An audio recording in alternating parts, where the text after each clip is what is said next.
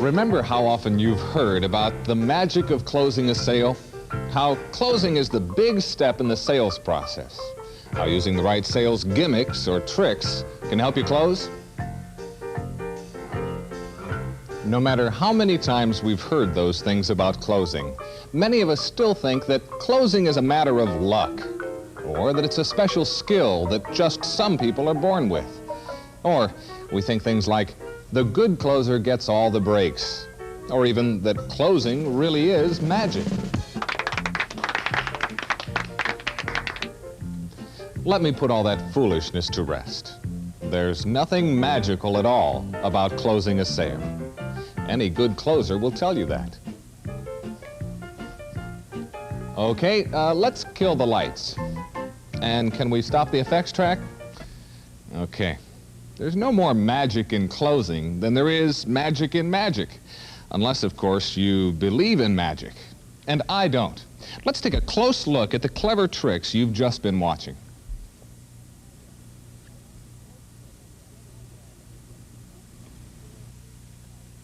A magic act depends on how well the magician uses four main powers or skills. He uses speed of movement, position of his hands and body, objects that can be easily concealed, and diversion, so you don't pay close attention to what's actually going on.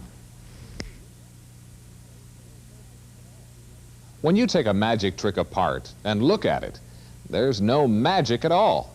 It's a carefully designed and executed performance. The similarity between magic and closing is that both are carefully designed and executed performances. Like magic, closing employs several powerful elements, 5 to be exact. Let's take an overview of a car sale. The 5 powers flow one to the other from the time the prospect walks into the showroom through to the time he puts his okay on the deal. The first closing power you have up your sleeve is knowledge. Knowledge of the product and knowledge of the prospect. Any salesperson realizes he's got to get to know the prospect, his wants, his needs, his fears. Now let me be absolutely sure I know what you're looking for then. You certainly don't want another wagon, is that right? Right, now that the kids are gone. But you want an automatic transmission? Yeah? An engine with good power? Sure. And good gas mileage? Who doesn't these days? You're right. That means you want a mid-size or maybe even a compact model. Right, but nothing smaller than that. Okay, then let's check out a couple of good examples of just what you're looking for. Okay. Your second closing power is the power of value. Good, solid value for the dollar. The power of value in the hands of a successful salesperson builds the wants and desires of a prospect into needs throughout the sale. That's what's meant by closing on the deal from the very beginning, one piece at a time. You know, this car you're showing me has those expensive tires. You sure they're worth the difference in price? Oh, I think so. I use them. For one thing, they give better traction, which is safer no matter what the weather is. And they give better gas mileage. Yeah, I read that someplace. 2 more miles to the gallon on the highway. They can repay their costs pretty quick, depending on how much you drive. The price differential amounts to only pennies a day. Small price to pay for all that, isn't it?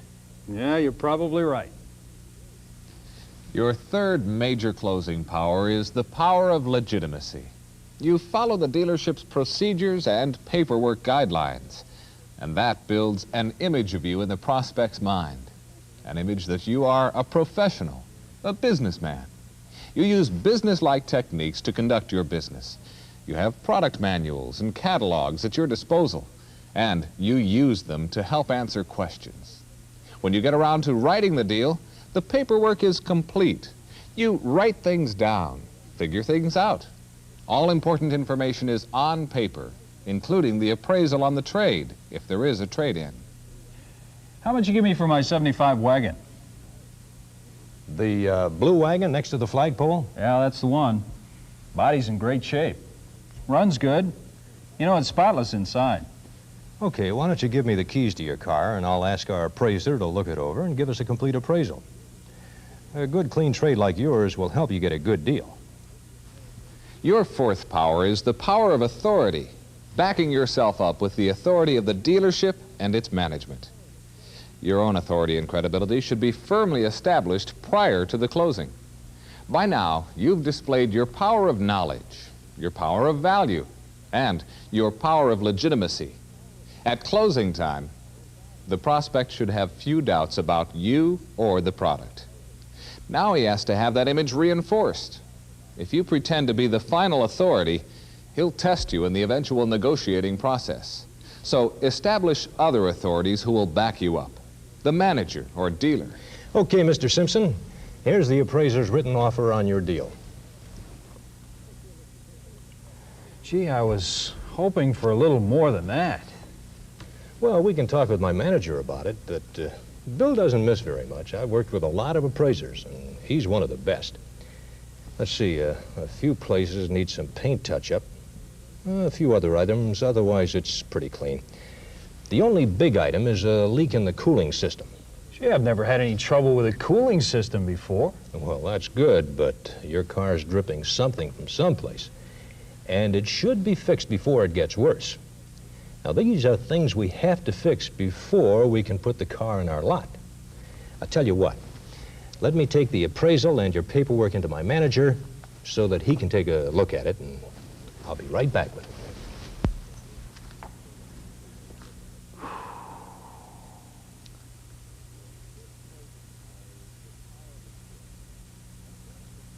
Your fifth closing power is the power of assurance. Assurance that the prospect is getting what he wants and needs. That assurance in the prospect's mind is planted by you throughout the entire transaction, and it grows to the point that he decides he's going to buy from you. It's the power of assurance in the prospect's mind that makes him say to himself, take the deal. And it's your reassurance all along the way that convinces him he's making the right decision. That's right. Steel radials, premium sound system, the 6 with air conditioning. It's all there. Just the car you had in mind, isn't it? Yeah, pretty close. Well, I knew you'd think it was a great package, Mr. Simpson. It should provide everything you need in a car. You know, I like dealing with somebody who knows what he wants. Let's figure that up. These 5 sales powers are the basic components of closing. There's nothing magical about any of them. They're what every good salesperson does in every deal. When you get these ideas into the prospect's mind, he takes on a very positive attitude toward buying. And that's what closing is all about. Your power of knowledge, your power of value, your power of legitimacy, your power of authority, and your power of assurance. So, when do we talk about closing? Well, we just did. Closing starts when the prospect walks in the door. These powers will help you close only if they're used throughout the sales process, from start to finish. The key to the effective close is that your power is already established before you go into the closing room. Every prospect is looking for this kind of support as he makes his buying decision. Let's talk for just a minute about the same thing in just a little different way. Closing is nothing more than agreement, and agreement is based on negotiation. Negotiation is the result of communication. Communication doesn't happen without conversation. Conversation means asking and listening, and asking and listening leads to understanding. And that's what's absolutely necessary to reach a successful close. If you understand the prospect and he understands you, his closing time objections will be fewer, easier to handle, and you'll have the final agreement all ready to go when you walk into the closing room. Let's take still another look at our salesman, Hank Dawson, and his prospect, Mr. Simpson. Let's watch how Hank gains an understanding of Mr. Simpson's needs. And let's see how Hank helps plant his 5 powers in Mr. Simpson's mind, which more than likely will lead to Mr. Simpson's decision to buy. What can we do for you today? Well, I read your ad, and I came over to see if your hot deals are for real. This guy's defensive and uncomfortable. He's afraid, but he doesn't want to show it. Let's see if I can help him relax. Hey, you bet they're real. I'm sure I can show you some great cars and some sensational savings. You came to the right place. Well, it better be a hot deal or no deal at all. Hank may be right. When a customer comes in looking for a red-hot deal, he's probably unsure of himself. If you become defensive in return, you'll get nowhere. Hank knows that what Simpson needs is the power of assurance. Oh, you bet they're real. I'm sure I can show you some great cars and some sensational savings. You came to the right place. It's as if Hank really said, This is where people come when they want a good deal. We have cars and prices of all sorts. And it's okay to want a hot deal, Mr. Simpson. I'll do my best to help you get one.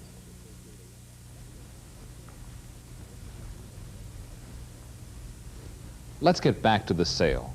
Listen to some of the things Hank says to trigger the powers in Mr. Simpson's mind. Well, the way I look at it, buying a car is a big investment. Oh, you're right. And there's no better time to make that investment either. Cars keep getting better, and we're trading as close as possible these days. And it's got to be the right car, too. You know, my kids are grown up now. I've got more car than I need for my wife and me. Well, you know, a majority of the people I've dealt with lately are looking for the same thing. What kind of car are you driving now? Well, I've got a big wagon. Nice car, but when you don't need it. Well, we still sell quite a few of them. But my stock sheet shows that the trend is down. But we've got a good inventory in the range you're looking for. Well, let's take a look at a few. Not anything too fancy now. Okay, so from what I gather, you don't want another full-size wagon. Does that mean you'd rule out a mid-size or a compact, too? Now the salesman and prospect move into the active selection of the car. They rule out the wagon and settle on a mid-sized sedan. They're just beginning to look at it closely. Listen to Hank close while he presents the car. Now, even though this is a mid-size, it's a good-sized sedan. 6-cylinder engine. Torque flight transmission for good mileage. And good performance, too. Air conditioning also. Are we on target? Yes, definitely. But I don't want the price to get away from me. Oh, it won't. And by the way, how about a good stereo sound system that I know you enjoy? Right. But how'd you know that? Well, I saw the good stereo system in your other car. Good for you. Yeah, that's right, but I'm afraid of what all that adds up to on the price. Believe me, it shouldn't bother you at all. A good stereo system is going to cost a little more, but it's definitely worth it, don't you think? As the sale continues, note how this salesman is preparing for the close all along the way. Of course, the customer may still object when he sees the sales agreement, but his objections will be fewer and easier to handle. The salesman is establishing preliminary agreements all along the way, and he's understanding his customer. He's building the important sense of knowledge, value, and assurance in his prospect's mind. With this kind of approach, the salesman is actually closing the car a piece at a time. If he continues this way, he'll eventually have it all agreed to. Style, color, interior, tires, and all the other possible options. If you've done as good a job as this salesman has, there's no need for a hard close. You need only to make sure that the features the prospect wants are available, understood, and agreed to verbally. The next step is to demonstrate the product on the road. That's closing too.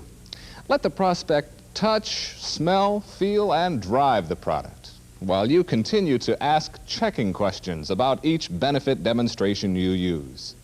And as you do that, you're closer and closer to the traditional closing. Back at the dealership, after your demonstration drive, the process now involves getting down on paper all the pieces of the car you've sold. Okay, let's put everything we've talked about on paper. Not so fast. I haven't decided to buy. Don't write an order. Well, I'm not writing an order. just a worksheet, just to give you a clear picture of the deal. Well, okay. Let's see, the manager's stock and price, and the used car manager's appraisal, 4-door, 6-cylinder, air conditioning. What happens in the closing room is like the final move of the magician's act. It's here where the performance pays off. But notice how the salesman continues to use his closing power, the power of legitimacy and the power of authority. Here's where you ask for the order, and here's where you get the order. Sometimes, yes, sometimes you have to cope with two very difficult prospect habits. His habit of finding something wrong with the deal, or his habit of postponing the decision. Well, it's a nice car, but it doesn't have a... Boy, that's a whole lot more money than I thought it would be. Appreciate your help, but better talk it over with my wife. I tell you, suppose I come by later in the week. I got a lot of errands to run this afternoon, and I'm overdue now. What you've just heard are objections and stalls.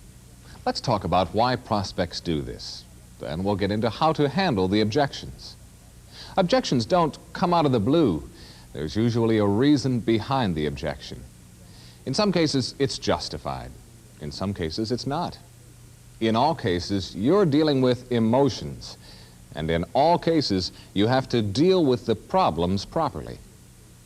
One reason for an objection is fear. That's usually the case when the prospect objects about price. He's afraid of himself, and he's afraid of you. Afraid you're going to take him for a bundle. Another reason for an objection is bad information. He's confused about something.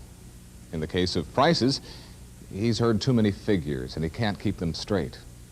In the case of product details, he hasn't listened to your presentation carefully enough, or you haven't explained something. Still another reason for an objection is habit. He's not sure he wants or needs this or that item on the new car because he's never had one before, or he's always bought another make, not yours.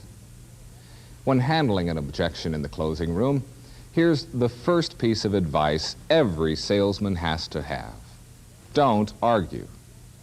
The second piece of advice, calm him down. Watch and listen to this. That's a lousy price. I told you I was looking for a good deal. I don't call that a good deal. Do you feel that's more than you wanted to spend? Well, you better believe it. You're going to have to trim that a whole lot before you trade with me. Well, I don't blame you for wanting the best deal you can get. If I were in your shoes, I'd certainly want to do the best I could. How much too high do you think the price is? You've just seen the first 5 steps in the objection handling process. The first step is listen. Then pause. Next, restate the objection.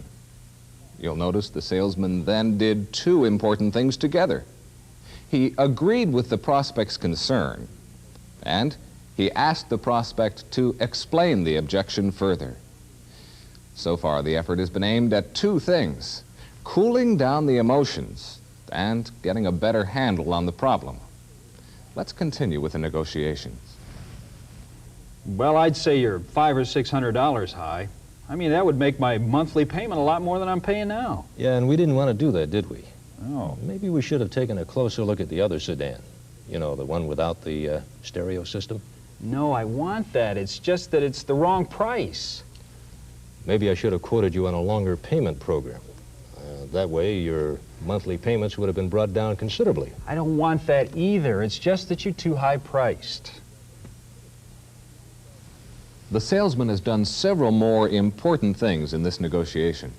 He has taken the blame for not explaining things better, while at the same time, he's offered some alternatives. Notice, however, that he hasn't offered the real alternative the prospect wants, a price concession. And notice something else. He's now more certain than ever that the prospect wants the car, this car, with this equipment. Let's go back to the closing room, where you'll notice the salesman will stay on top of the negotiating procedure. He will not make any concession before he attempts to resell value, and unless he gets some kind of commitment from the prospect. I don't want that either. You're just too high priced. I don't blame you for not wanting to spend more than you originally had in mind, but you did pick out a very well-equipped car, one you'll enjoy for a long time to come. And as I said when you first came in, we're offering some very fine deals this week. Here are two other steps in the objection handling process. Saving face for the prospect, that is, giving him all the emotional cool-off possible, and restating your own position by listing again some of the values involved. Remember, salesmen who offer quick price concessions are targets for a second or third push. If you have negotiating room, reserve it for a little later. Let's go back to the closing room. And you do agree that this is the car. If I can get my manager to improve that deal a little, you say you'd be in a position to trade today? If we can get the right deal, yes. As I said before, you've got to trim that price. What the salesman has done here is what is most important of all. Get a commitment. There's no sense in even attempting a concession that will result in no decision. And notice something else.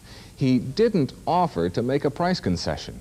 He simply said, if I can get my manager to improve that deal.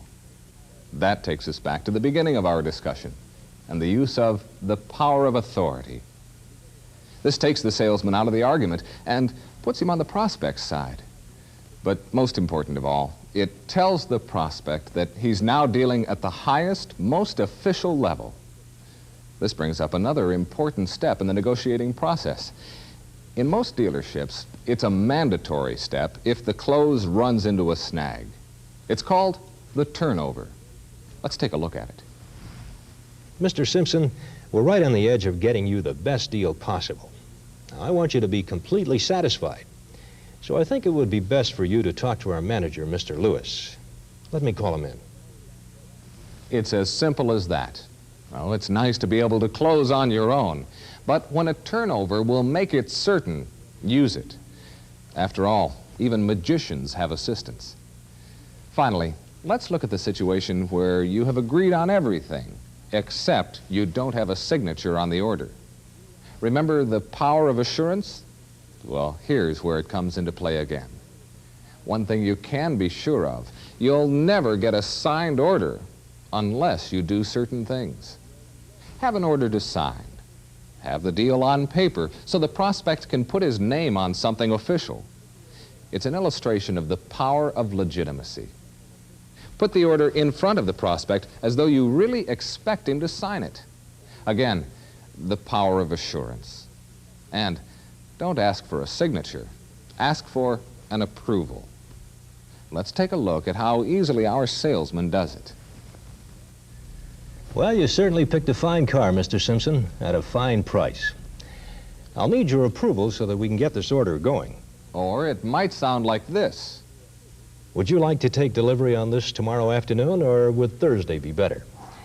I'll need your approval so that we can have plenty of time to... But suppose the prospect says something like this. Well, that looks pretty good to me, but I really hadn't expected to buy this soon. I think I better talk it over with my wife. Sure. You want to call her from here? No, I think I better bring her in. Well, that's okay, because we're open this evening. I'm sure she'll like it. Why not approve this order so that we can hold the car, and then we'll have all the paperwork ready when you come in? Well, most closing room failures can be attributed to a salesman's hesitation to ask for an approval on the order. And that's unfortunate. Your prospect came into the dealership because he or she wanted to buy a car. You've done all kinds of helpful, persuasive things in the process of selling. You're in the closing room where the deal is being finalized. The prospect expects to be asked. So, ask him. Tell you what, Hank, would you come in here a minute? Let's just sit down and talk about some of the aspects that we've discussed in this program. For example, give me some of your ideas on power. I work from a position of power. I know about cars, and I know about people. I know, though, when a prospect walks in that front door that he's looking for a car. I also know that he wouldn't have come here to look if he didn't think he could find a product or a deal that would satisfy him. But how far does this power concept really take you? My power becomes his persuasion. He'll buy only if he really wants to buy. But I have to make it easy for him to do it. Everything I do, from the minute I meet him to the minute he leaves, is aimed at getting agreement. Can you tell me a little bit about your techniques? We talk, exchange points of view. I get a chance to show the product and explain it to him. Now, we've talked a lot about value. Could you elaborate on that a little bit? I make it a point to show him how the features of the car are worth something to him. I let him prove it to himself, too, with a demonstration drive. Remember when we mentioned the issues of legitimacy and authority? How do you combine those things and make them real to a customer? Well, I treat everything on a business-like basis. Trade-in allowance, car prices, comparative information. I want my prospect to know that he's doing business with a businessman. And I use management backup in my conversation and in my negotiating. My prospect knows that he's getting top-level treatment because I'm using top-level resources. All those things are really interesting and really helpful. But you're talking about a big-ticket purchase here. Now, how do you keep the customer's confidence? Well, I keep things on a positive basis. I ask checking questions and answer objections. I drop in notes of approval and encouragement as often as possible. And when we walk into the closing room, my job is more than half finished. My selling power has become the prospect's power of conviction that what he's about to do is right. And when we walk out of the closing room, more times than not, I have a signed order and a down payment, and he has himself a new car. Some very helpful insights. Hank, I want to thank you an awful lot. Okay. Appreciate it. Well, there you have it. A close look at what it takes to make an effective close. To be sure, there's a lot more that could be said on the subject. But if you use these essentials, you'll build your own closing style.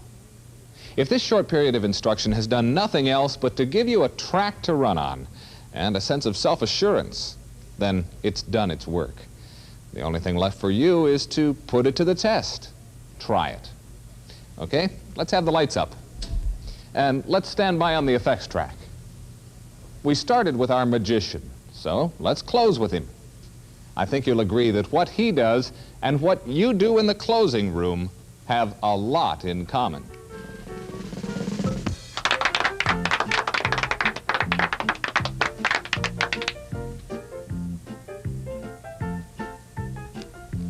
There's no magic in magic, and there's no magic in closing. Just well-executed performances by carefully practiced professionals. And the more you practice, the better the performance gets. Don't knock yourself out pulling rabbits out of hats. Spend your time pulling good deals out of prospects. You can do it.